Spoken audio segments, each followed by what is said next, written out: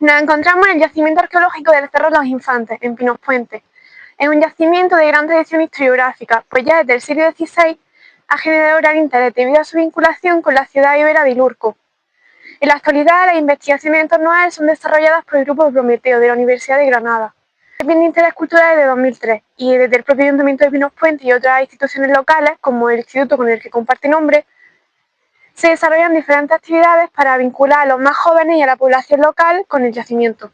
Uno de los datos más curiosos de ese yacimiento es su larga ocupación, aunque no continua, pues existen algunos hiatos entre las diferentes fases.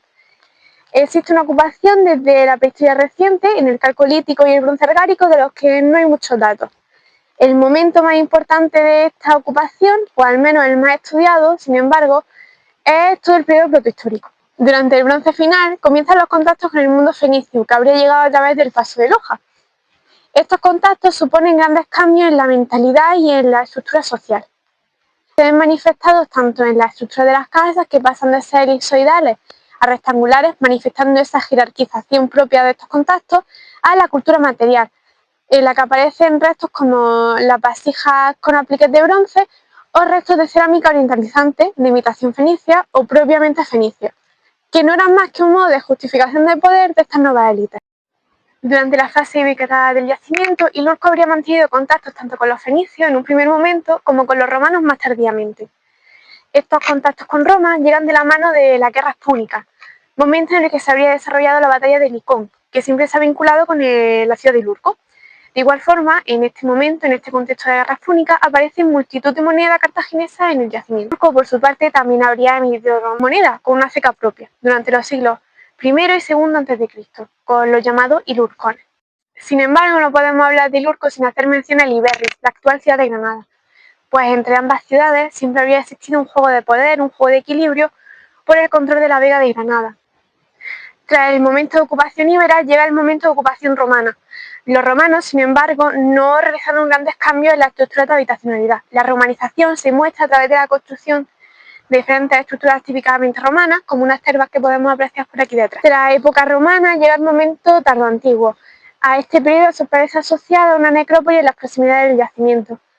Ya en época alto medieval aparecen restos cerámicos aquí en la corona, y en época hispano-musulmana aparecen esas remodelaciones que comentaré más adelante en la cisterna.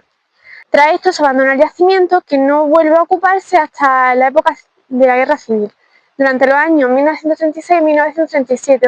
Pero si vamos allí, ¿qué vamos a encontrar? El yacimiento se divide en 4 zonas: el sector occidental, que no se puede apreciar, pues está tapado, la corona, el cortijo de los ángeles y la ladera septentrional. Y ahora vais a poder ver algunas de estas maravillosas estructuras. Nos encontramos en la corona del yacimiento. Aquí aparece una cisterna de gran tamaño, con muros revocados con cal y que alcanza hasta 2 metros de profundidad. Esta remodelación medieval aparece construida sobre una cisterna anterior, de época romana, de la que podemos apreciar restos de opus signinum y de una nivelación de pavimento. La muralla perimetral del yacimiento. Esta muralla sustenta todo este aterrazamiento artificial de la corona. Consta de un doble paramento que se había realizado posteriormente a su principal construcción, que es de época del Bronce final. Nos encontramos en la farda septentrional. Aparece una secuencia de ocupación desde el Bronce pleno a la época imperial romana. Sin embargo, los restos del Bronce final responderían a procesos de graviturbación desde la corona de la montaña. Aquí encontramos 3 niveles de ocupación, de circulación, con unos muros más antiguos a los que aparece vinculado un pavimento de tierra pisonada, sobre los cuales se construye una gran instancia de época íbera, con unos muros a los que aparece adosada un gran banco de adobe. La conmutación de esta estancia, junto con el propio banco corrido de adobe, servirían como preparación de pavimentos para un muro romano posterior. El de los Ángeles, ubicado a mis espaldas, fue una construcción de 1910. En torno a él, o bajo él, se encontraría el foro romano. Nos encontramos en el lado derecho del Cortijo de los Ángeles, en lo que sería un gran complejo termal, conformado por un infurium, un hipocaustum y un tepidarium. Nos encontramos ante la quizás estructura monumental del yacimiento. Estos restos murarios, primariamente asociados a ese castillo de Beilillos, han acabado siendo vinculados a una muralla romana. En conclusión, este yacimiento Ilurco evidencia el diálogo constante que es la historia, desde esos primeros contactos fenicio-indígenas, que acaban suponiendo esa jerarquización social y esos cambios que se manifiestan tanto en la cultura material como en la aparición de estructuras propiamente fenicias, como los restos de unos no fenicios. De igual forma, ese diálogo también se evidencia en las distintas reocupaciones que se ven desde en el Cortijo de los Ángeles a la propia cisterna.